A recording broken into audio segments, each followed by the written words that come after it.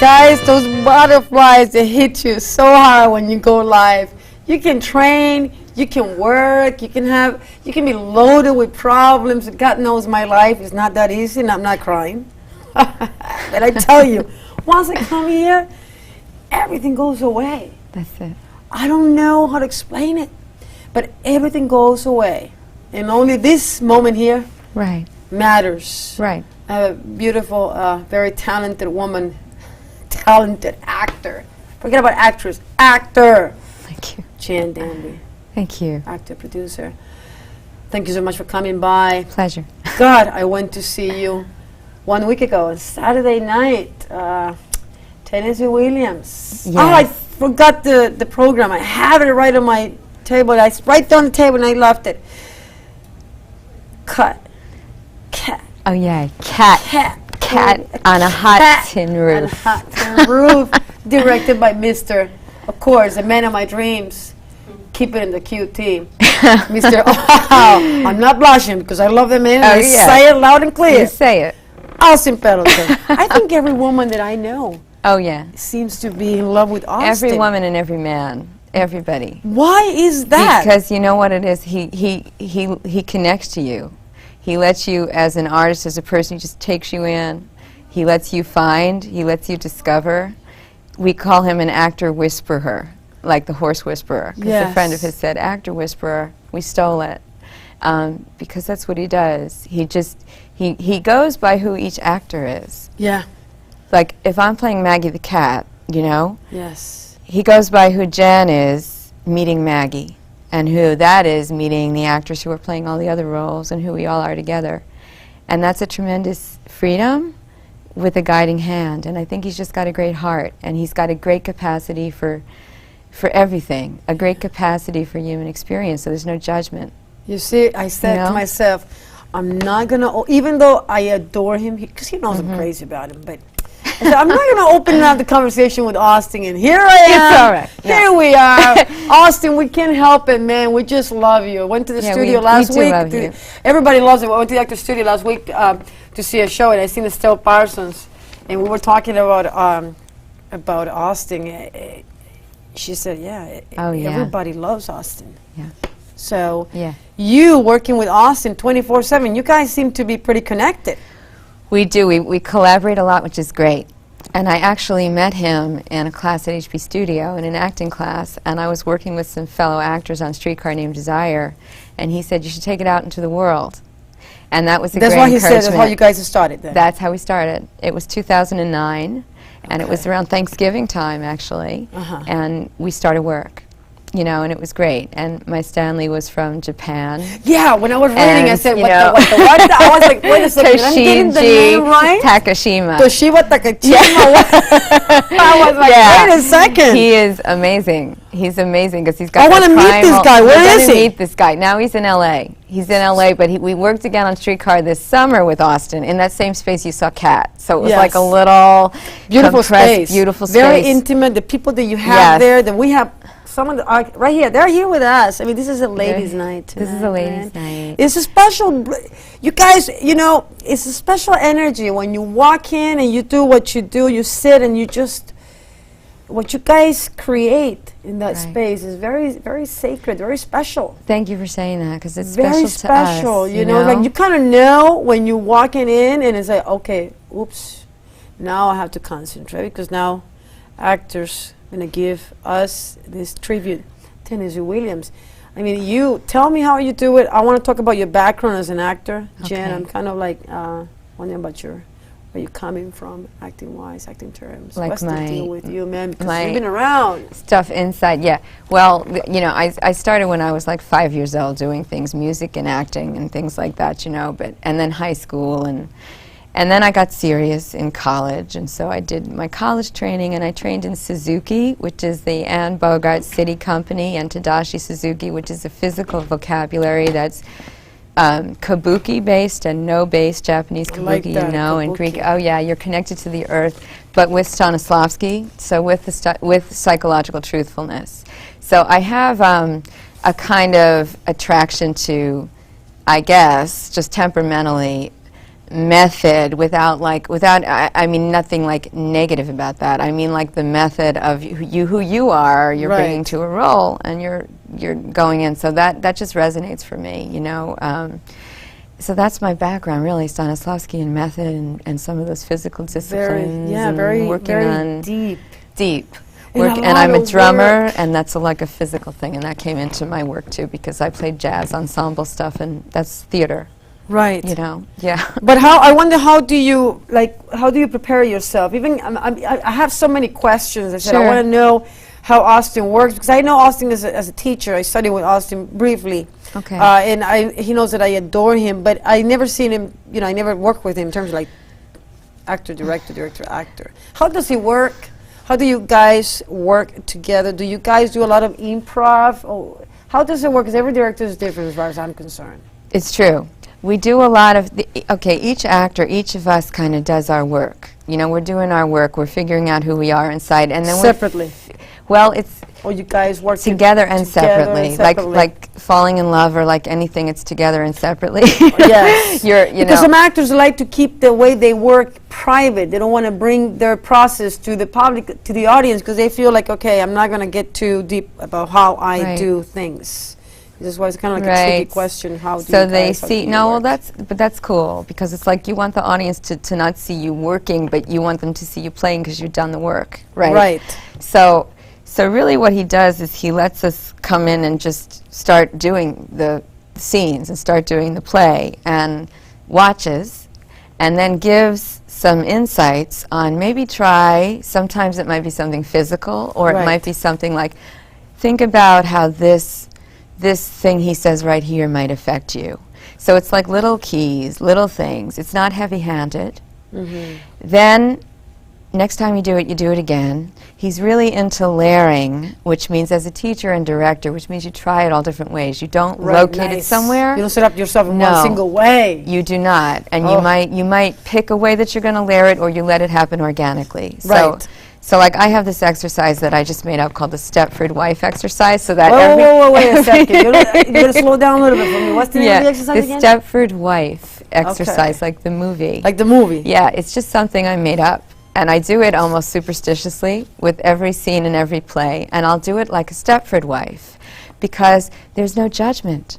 So whatever I'm saying or doing, I just have to be affable, and it's just a layer I use for everything I do, you know. And he'll let me do that, and not say, "What are you doing right now?" You know, right? Because he's gentle, he's kind. He doesn't lose control. What about Austin? No. When you see, I'm making this conversation about Austin, but I can't help it. It's a collaborative thing. What happened when things didn't go the way you want them to go? How do you mean? In terms of like frustration, in terms of rehearsals, sometimes it can be a little off.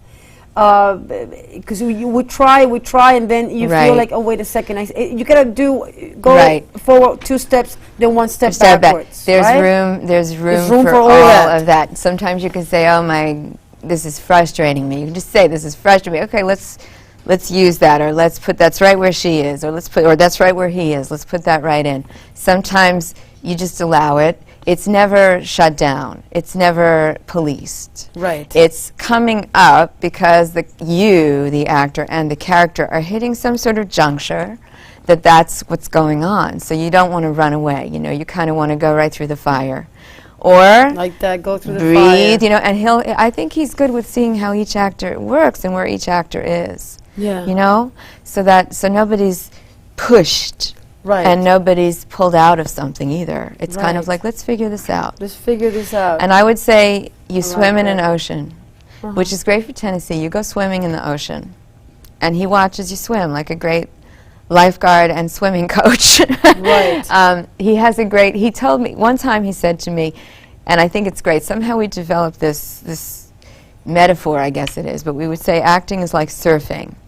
And I think he's the first person that said it, although I don't remember now, because I live by the beach and I love the water and I'm a Pisces. I don't remember who said it first, but acting is like surfing. You get on the waves, you surf it, you surf what comes up in the business, you surf what comes up in the rehearsal room, you surf the role like a wave you ride. And I'm telling you, there's something about that that's so liberating, because self-judgment is taken away. One of the things that really reached me as a student of Austin's was he said, shame is not the actor's enemy. So the things that you think are negative signs, like I shouldn't be acting right now, I feel shame about what I'm doing, or I don't feel good about what I'm doing. He says, there's some gold. There's some gold for you. Not, that's the problem you have to overcome. There's some gold for you, and he's also really big on the character could be talking to you right now. The character could be talking right now. How do you know it's you? So you just, you allow that. You allow that relationship. It's a bit of a romance. It's a bit... It's incredible. And even when you let the subconscious take place. Yes, that's right. Mystery. That is the most beautiful... Mystery. Mystery, pure. Acting is such a pure craft. It's a pure craft, and you can't talk about everything, and some things you can, and it depends on the actor, like you're saying, and some things you don't. Right. And it's like that. It's strong and fragile and like love. Laurence Olivier, someone gave him the advice, you have to be in love with every character you play. Don't you think it's true? Yeah, absolutely. Even if they're a villain, like you got to figure it out. Everything. You name it. You have to make love. Yeah, you have to make love to everything. You have to make love to your character and let them make love to your character you. upside down. God damn it. You gotta let that character bring everything out of you. You have to be able to give it. Everything. And I remember, like, we were doing Vieux Carré this summer as a lab, a Vieux Carré lab, which we're going to do as a showcase in June. Austin is Nightingale, and he's directing, which is amazing. But I'll tell you something else. He'll go right in there with you as an actor and go and direct and go in with you, and nobody ever feels like, oh, the director's in the play with us. No, that character's in the play with us, you know. But I said at one point, I really think, because the wonderful actor playing my boyfriend, Ty, Andy McCutcheon, who's terrific, and in Cat on a Hot Tin Roof, Jamie Moore, who's terrific. Everybody was so good. Everybody was so good. Oh my God. I was like, you felt almost like, you know, that you were, it felt to me that you are, you know, you become a witness. As an audience, you can have different experiences. And I love that. You rely, right, on the quality of the actors, directors, everything is subjective. But when you become a witness, it seems like almost you're not supposed to be watching. Yes, we heard that. You know, should I be here or not? Which is kind of great, right? There's this wild, dangerous intimacy. Right, very private, the sense of privacy, which I think is essential. Which we feel, and you become part of our partnership. That third, I think in any theater situation, but in that intimate one, it's like this third ingredient is also in our scene. That's part of the chemistry. And what about all these guys, all the actors? My God, I didn't bring the program, and you know the names and last names because everybody did such a great job. I can say everybody's name. Please. So it's Jamie Moore is Brick. Yes. John Payne is Doc. Charles Black is What about Big Tooker. Daddy? Oh, Big Daddy Where's Robinson. My man? You see, I sent him a friend request. He'll come to you. I'm still waiting for you to get back to me, man. Our David Robinson, terrific and beautiful work. Beautiful. Everybody was so Ginger good. Grace, Big Mama. Big Mama. Maureen Mooney. She is from the South. She's from the South, Texas, and then New Orleans, and time in the Mississippi Delta. Maureen Mooney, who's May. And Emma Hirsch Hope, who's our 9-year-old Dixie. I know, sweet girl. Dan Capalpo, who's Gooper. And did I leave anybody out? Did I get all the 9 brilliant people? I think I did. I think I did. As I say it now, but yes. So really, that's the other thing. It happens because of what we make together. Right. You know. So Austin is a guide and actor whisperer and a facilitator that way. Then what we allowed together, I mean, the work I did with Jamie, he and I have been working on Brick and Maggie for 3 years. Yeah, you know, I can tell you've been working for a long time. We worked on a long time, and you can play and walk away and come back. And that is also what makes it. It's relational. Why Tennessee Williams is so compelling? Why is he so compelling? I think so compelling. And I'm asking you because certainly you love Tennessee Williams. Because he has a great empathy. I think he just has a tremendous empathy for human beings and a capacity to see their possibility. So all of these characters, he writes fierce women and fierce and beautiful men, both. And he doesn't have an agenda, to my mind, except to try to express what his sense of truth is. So when I read his plays, I can understand where all of the characters are coming from, even the ones that are so-called more two-dimensional, which can happen with May and Gooper, just in terms of how they're written. At one glance, you may say, well, there's less here, and we even talked about that as a company. There's less here to play with.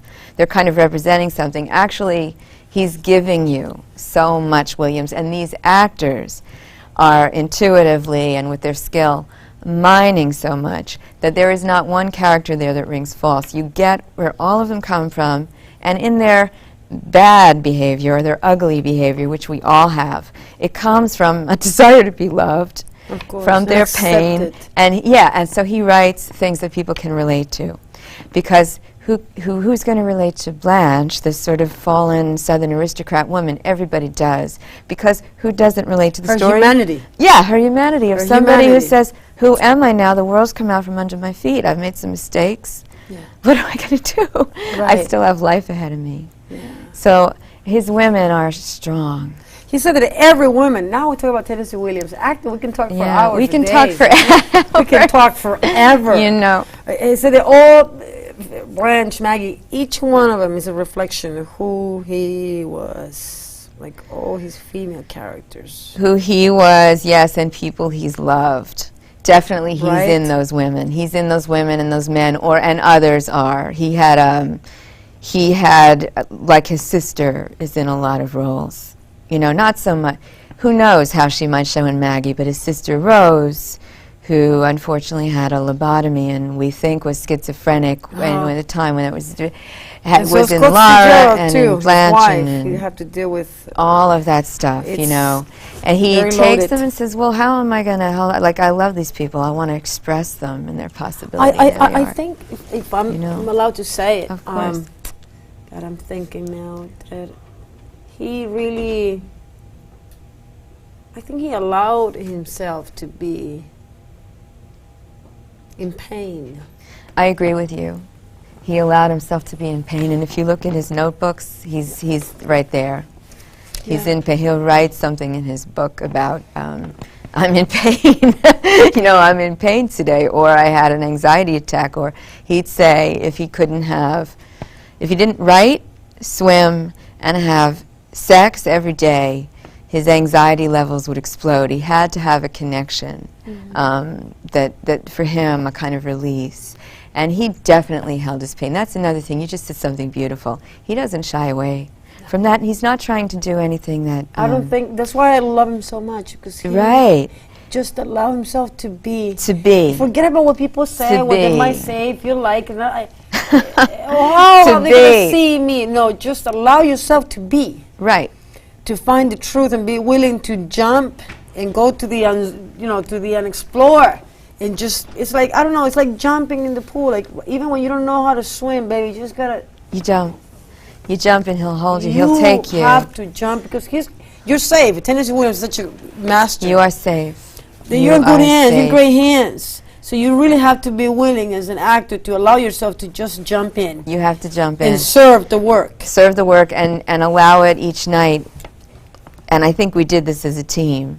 But with what you're saying, allow it each night to be a new game. Yes. You know, because you never know what's going to get revealed, what's going to be revealed. And Maggie is such a great character. She's got a vision and she's got a thing. And that first line right there. Oof. Yeah, and her pain is there, but then she goes, I'm going to go for the light. I got to go. I got to go for the love. I got to go for the fight. What a challenge. What a challenge. You know? Tennessee Williams, Marilyn Monroe. Oh, yeah, Marilyn Monroe. Oh, yeah, let's talk about her. What's the deal with this woman? What's the connection? What's the deal that we can't get over? We cannot. These women who never claimed to be a great actor. Right. Even though Lee Strasberg said that she was. One reason I think she was a great actor, because she didn't claim to be. Right? She remained innocent about another one who I think allowed herself to be human. Absolutely. Let me show you my flaws. This is who I am. Take me, leave me, hate me, kill me, sue me. Sue me, put herself into it. Just put herself into it. I mean, she's a star. She's in Hollywood. She's a starlet. Then she starts having a Hollywood career. She's a star. She goes to work with Lee Strasberg and says, strip me bare. Yeah. Strip me down. I want to get into the craft. I want to go in there. I want to go into the pain. I want to go into the everything. And see, the thing is, if you go into your pain, you can go more into your joy, right? If you go into your joy, you can feel your pain, and you're not going to die. Well, you really think about it. We're thinking out loud here. I'm not even doing my job as a host, and I'm sucking at it. No, this is great. This is like a great drink without the drink talking about acting. Yeah, it's better than a drink. People ask me, what do you take? What do you want? Yeah. Yeah, right. See my eyes, guys. I'm clean inside out. Let's keep it in the QT. Yeah, right. Yeah, she was willing to go to the dark. She's willing to go to the dark. You know, and you have to be willing, and she was willing to go. And that I think that's why she's so... Oh, yeah, she was beautiful. But she was beautiful. She was beautiful. The reason Marilyn spoke to me, because of course if you're going to play an icon, you think, how am I going to do this? I didn't even, that never was too daunting to me, because the reason it happened, over the years, about 5 or 6 different people in California and New York said, why don't you do a one-woman show about Marilyn Monroe? You have her vulnerability. I just sort of loved that. And you look like her too, Jenny. Thank you. Oh, that's so lovely. Thank you. Yeah, when I see the pictures, okay. You know, yes. And then at the right time, it just clicked, and I found an interview in which she said her dream role was to play Blanche Dubois. This so fascinated me because I love Blanche. I've played her. I want to play her again. Of course, it's a great role. But I came up with this idea. I had done this one-woman show by the brilliant Marcy Lafferty, Vivian Lee, The Last Press Conference. Yeah, I didn't know about that. Yeah, this is a great one. Said, oh my God. This is a great one, and it's just on after her death. The premise is it's after her death, but for all intents and purposes, it's a press conference, and she's defending her life to try to come to terms with things about her life and her love for Larry, and say something to Larry Olivier, her brilliant husband, and they had a difficult marriage, you know, a loving but difficult, tumultuous marriage, and very difficult. In fact, when I interviewed John Strasberg, I told you on the phone when we had a conversation, when I brought him here. Oh, John, yeah. The man of the hour, too sweet to be sour. He's a tough man. He can break you down. But I'm not afraid of you, John. And I made it clear when he walked in, you're not going to break me down. So this is my turn. And he said, when the movie came out, right, with Kenneth Branagh and Michelle Williams, I said, what happened? Are you going to go and see it? Are you going to go and watch it? He said, I know. I knew the real Marilyn. I don't want to... I know. You know, but it's a good movie because even it showed his mother. You know? It's a good movie, and I went on the trip of that movie, and I appreciated that movie. Yes. And the work done in that movie. And I love Kenneth Branagh. I thought Laurence Olivier. He was excellent as Larry. He was excellent. What about that speech when he's in the mirror and she doesn't want to come out, and he's like, yeah. She's terrified. She's terrified. No, I was terrified when I was working. You know, when you're working and you have to do a play. Right. And you got to do a play. And he talks about repertory. And the repertory. And then he sees her do that dance thing. You know, he sees her do her stuff, and he thinks, my God, we can't even touch what she's doing. You know. You know. So, yeah. You know, Marilyn. I just started to write this piece, and I said it out loud in 8 days, and I decided I wanted to set it in Lee Strasberg's acting class. So she makes a secret flight to New York in the summer of '62. She's in danger of being fired from Something's Gotta Give, which did happen, and rehired, and constant threats, and stuff with, you know, other Elizabeth Taylor and Cleopatra. They're panicking about losing money, and all kinds of things are going on in the studio. But she goes there to fight for her life and her acting, and really have it out with Lee. And I read the piece to Austin, and he said, I love this. And then we'd get together roughly once a month. It just kind of played out that way, and work on some things. And about 6 months in, he said, I want you to handwrite the whole thing. And I thought, oh my God. But it was great. Handwrite the whole thing, and then freely automatic write, and if you get anything. And then I got a couple of Christmas gifts that had little gems about, like, Liz and Marilyn and little things. And so that ended up in. And then finally the piece, it just kind of came together, and I brought it in for 11 performances last summer. And how come I missed it? At 14th Street at the, I know, well, I'm going to bring it back. I have to bring it back. And it was in a white box, like Peter Brook's Midsummer Night's Dream, right? At the Alchemical Theater Laboratory on 14th Street. But it was, Austin had this thing, he said, I just want you, I'd come to rehearsal in this red dress that I just said feels like her. And he said, that's what I want you to wear, and I don't want you to put on a wig, and I don't want you to put on any of the makeup. And I thought, I simultaneously thought, wow, that's amazing. I love this. And also thought, oh my God, I'm petrified. And that was perfect. Beautiful when you care, right? You know, because you're like rawly there and you don't, so that's what happened, you know. And he really encouraged me to go for that thing with Lee. Go with that thing with Lee. Can you believe those? Look at the gem. I'm cutting you off. Look at what's happening. Is it already over? That's not possible. It's over. This is a joke. And I are going to. I can't believe it. We haven't even covered half of my interview. I know. He and I are starting this Sharon Tate in Heaven about actress Sharon Tate, so we have that coming. And well, you have so many things coming up, and you're going to rock the boat again. We're going to rock the boat. Of course we can say it. Yes, of course, we say loud and clear. I got to give a plug to my friend Kelly Camacho, who. This lady, she's going to Colombia, my dear friend, and there's going to be a fair taking place in Barranquilla, Colombia. And guess what? I lost the paper. I have it right here. Nice. Oh, this is a plug in Spanish. I got to do what I got to do. What the hell? Feria Nacional. I can't read. This is really bad. Internacional de la Salud, Moda, Belleza y Turismo y Entretenimiento va a tomar a cabo el 17 y 18 de diciembre de 2013. Kelly Camacho, Salón Jumbo, el Country Club en Colombia, Barranquilla, de 9 de la mañana a 9 de la noche. Vaya todo el mundo a chequear, por favor, porque es gente muy especial la de Colombia. And why I feel so different when I speak Spanish? I don't know. Y es gratis. And it's free. In July. In July, no. Now, coming up. Is that Mike and Tap? Is standing right to my right. Everybody comes to see the show. Thank you so much for coming, Jen. Thank you so much for having me, Sissy. I can't believe that it went so fast. I want to thank Benita Jones, Deshawn, I love you deeply, baby, very much. Danny, Gloria Messer, Kelly Camacho, makeup, baby, I love you. My Tap standing over there ignoring me. Is that you, Mike? No, that's you, Joseph. It's my boy, Joseph. My boy, my man, he's a saint. Thank you. We got it done. We got it done. Are you happy? I'm happy. We cover everything that we wanted to cover. Any questions? Girls, bring it up. This is the time. Any plug? This is your camera, I just want to thank everybody who's been a part of my artistry. Austin and all the actors I work with, and Lisa and Justine and Lee, Jay Boo, and Jay Lee Boo. Yeah. We call Jay Lee Boo. Everybody who's a part of everything, and you all know who you are, my family and friends and artists, and you, Sissy, and everybody here for making this such a pleasure. Thank you. We had a good time. Thank you. We had a good time. Did you feel it? No. I feel it. I don't feel that the time passed because I was in it with you.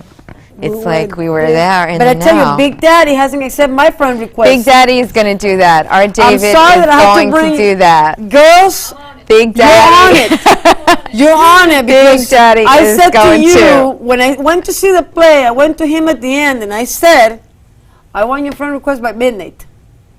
Please, I'm begging you. I'm not asking you. I'm not commanding you. I'm begging you. Begging, okay. Begging so is good. I literally went to my knees.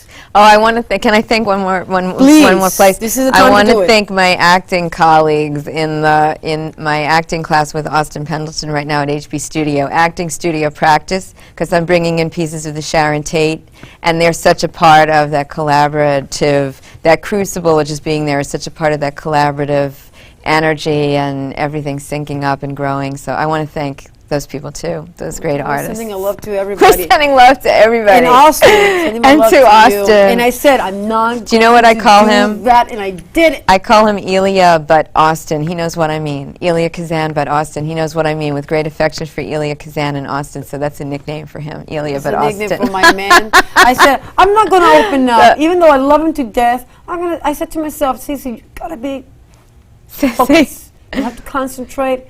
Try not to bring Austin Pendleton to the equation. No, he says to give you a big kiss, so you can put that. That's all he's. That's all he said. Well, that's all he's being mysterious. You know.